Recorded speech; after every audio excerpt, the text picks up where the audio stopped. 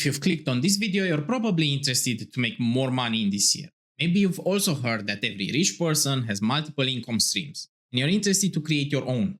Well, if that's the case, you should first know what types of income you can actually get.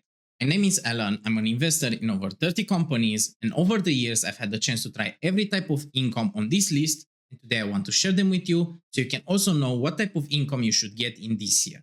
You should watch until the end of the video so you can see all of the types and decide which one is better for you. I'll also share my favorite one at the end. You might have heard about the idea of passive income, but it's not on the list today because that's not a type, it's a characteristic. And most of the types from this list can become passive over time. There are 7 main types of income, and I'll mention which ones can become passive, but you should know that it won't happen without a lot of effort. First type is earned income. It's the most common and it's made from working a job or essentially trading your time for money, and is the least passive on this list. It doesn't only refer to a salary. It can also be income that you get from working as a contractor or from commissions. The idea is that you're trading your time for money at a 1-to-1 ratio. You can still earn a nice amount per hour, but there is a ceiling to how high you can go. Mostly because people won't be willing to pay huge prices for a simple job unless you're a C-level executive. Even then, you have a cap set by the market. Despite this limitation, if you don't currently have a job, I suggest you start looking for one first, as it can be a foundation for getting the other types from this list. Second type of income that you need to know about is called interest, and it's earned by lending money to other people or businesses. It can be your money or other people's money like banks do. It can be considered a passive source of income, since once you have the capital, you only need to put it to work towards making you more money. But it also depends on the risk factor that you are taking on, because for higher risk, you can get higher rewards, but you might have to do more work.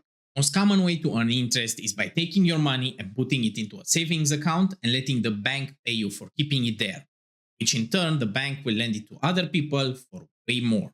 Only problem with lending your money to the bank is that you get paid very low rates, under 5% normally. I only suggest that you keep there an emergency fund which you can liquidate quickly in case something happens. A better alternative is buying bonds, which means lending your money to the government in exchange for a yield. The rates are still low, around 5 to 10%, but it's better than keeping your money in the bank. Bonds are normally a safe option because the chances that the government won't be able to pay them back are quite low, not zero.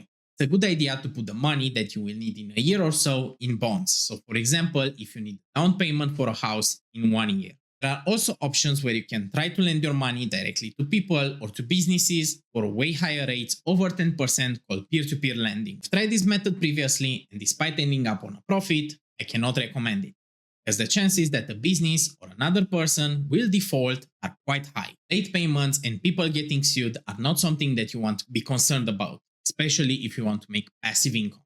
The third type that we're going to talk about is rental income, where you earn money by renting out your real estate properties, cars, or any other hard assets that you own. Only exceptions here are digital assets, which fit in a different category, and we're going to talk about them soon.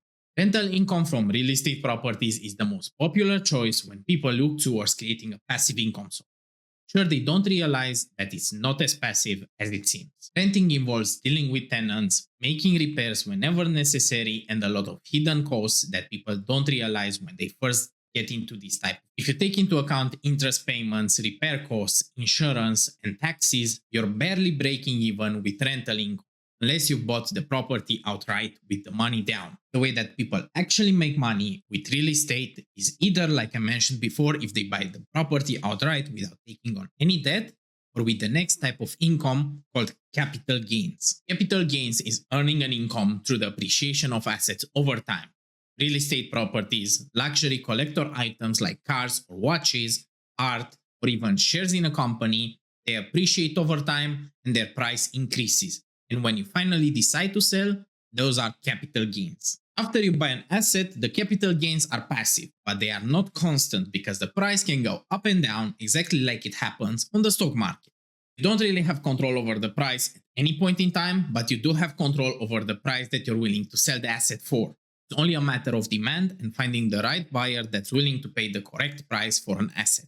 For publicly traded stocks, it's quite simple. Since there are a lot of people that are trading on the stock market, it's just a matter of waiting for the right price. But for other assets like real estate properties, it can take a lot of time until you find the right buyer. Even if people can find a buyer, they would still decide not to sell and wait for the asset to appreciate even more, so it's a long waiting game. Quite a big disadvantage to take into account regarding capital gains is that you don't have cash flow, besides real estate, which has rental income. Or if you're investing in the next type of income, in companies which distribute dividends. Dividends are rewards distributed by companies to shareholders based on the profit that they make and decide to distribute. If you own one share of a company, you are entitled to receive the equivalent of what that company decides to distribute, divided by the total number of shares. If you own one share in a company that makes $100 in profit, you are entitled to receive $1 if they decide to distribute 100% of the profits. But very few companies actually distribute dividends, and even fewer decide to distribute everything.